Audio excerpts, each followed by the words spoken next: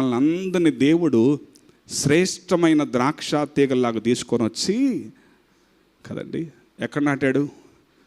జగద్గుట్లో కొండ మీద new Jerusalem చర్చిలో ఎత్తైన స్థలములో సత్తువ భూమి గల స్థలములో నాటి ఎదురు చూస్తున్నాడు. దేనికోసము? మంచి ద్రాక్షలు వస్తాయి.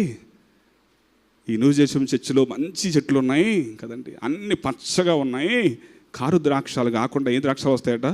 మంచి ద్రాక్షలు వస్తే వాటితో రసం తీయించుకుంటే మంచి లాభసాటు వస్తుందని ఎదురు చూస్తే ఏమొచ్చాయట చివరికి?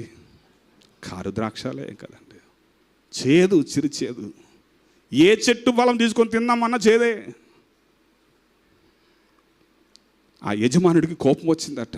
కోపం వచ్చి ఆయన ప్రశ్నిస్తున్నాడు, నేను ఏం చేయాలి చెప్పండి, ఇంకా ఈ ద్రాక్ష తోటకి నేను చేయవలసింది ఏమైనా ఉందా ఇంకా చెప్పండి. మీరు మంచి ఫలములు ఫలించకపోవడానికి నా వైపు నుంచి నేను ఏం చేయలేదు చెప్పండి. మీకు యెషయా ప్రవక్త ద్వారా దేవుడు పలికిన మాట ఇది కదండి. మీరు ఫలించకపోవటానికి నా వైపు నుంచి నేను చేయవలసింది ఏమైనా పెండింగ్ ఉందా?